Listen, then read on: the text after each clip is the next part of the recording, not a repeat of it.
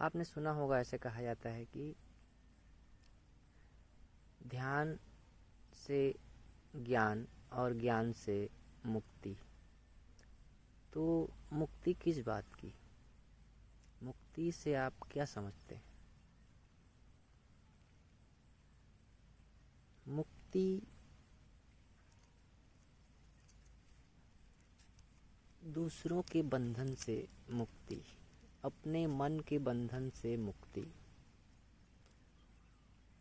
हमें अभी लगता है कि हम स्वतंत्र हैं, जो कर रहे हैं हम स्वतंत्रता के साथ कर रहे हैं, हमारे ऊपर किसी की बंदिश नहीं है, ऐसा हमको लगता है। जबकि ऐसा है नहीं। हम बहुत सारे बंधनों से जकड़े हुए हैं और ये आज की बात या इस जन्म की भी बात नहीं है, ये जन्मों जन्मों की बात है। माया शब्द आपने सुना होगा, भ्रम, इल्यूजन, मैट्रिक्स एक ही शब्द है, सबका अलग अलग अर्थों में ना लें इसको। ये माया हमको बांधे रहती है, हमारे मन को अपने काबू में, कंट्रोल में किए रहती है इस धरती पर। और एक जन्म के बाद दूसरा जन्म, दूसरा जन्म के साथ तीसरा जन्म, तीसरा जन्म के साथ ऐसे ही करके प्रक्रिया जन्मों जन्मों तक ये चलते रहती है। हम एक ट्रैप में फंसे रहते हैं, जाल में फंसे रहते हैं। और ये माया इस तरह से है कि इसको एक इंसान सोचेगा कि यस, मैं इससे निकल गया, लेकिन इसकी जो लंबाई चौड़ाई, ऊंचाई नीचाई, नीचे गहराई जो भी है, समझ से परे है, अनंत है। अपनी क्षमता से कोई भी व्यक्ति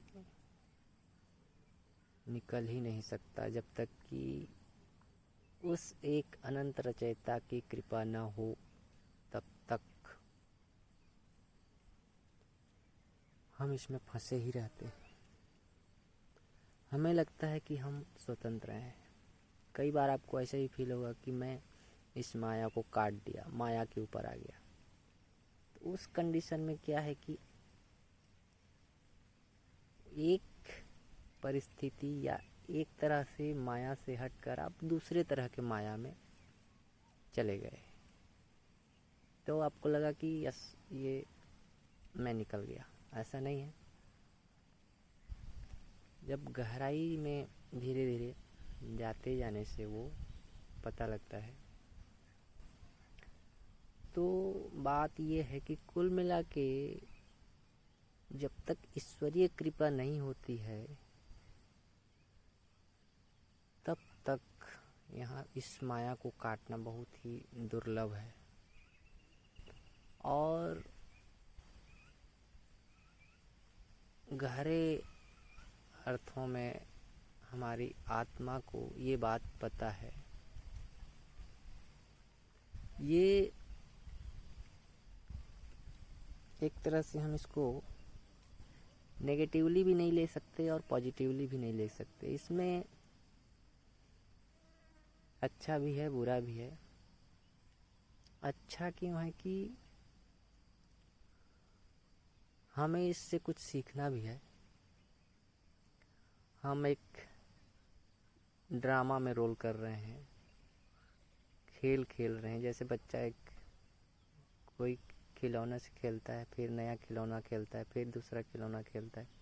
खेलते खेलते जब थक जाता है तो वो अपनी मम्मी के पास वापस आ जाता है।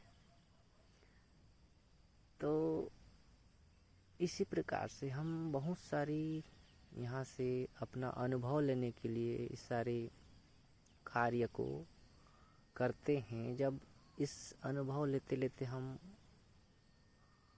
सारे अनुभव पूरे हो जाते हैं, तो हम यहाँ से अब हमारा मन यहाँ नहीं लगता, तो ईश्वर भी समझ जाता है कि बच्चा अब थक गया है, अब बुला लेता हूँ। तो इसी प्रक्रिया में वो ही हमारे मन में विचार डालता है, मस्तिष्क में विचार डालता है कि अब तेरे को यहाँ से मेरे पास आने की प्रक्रिया से गुजरना है। तो वो विचार को पकड़ के ही इंसान एक रास्ता पकड़ता है उस तक पहुँचने का, जिसको हम आध्यात्मिकता कहते हैं। और नहीं भी कहने से कोई हर्ज नहीं है, रास्ता तो रास्ता होता है, आप किसी भी नाम से इसको पुकार सकते हैं। तो वो रास्ता को पकड़ता है और धीरे धीरे अनेक साधना के माध्यमों से वो एक दिन उस तक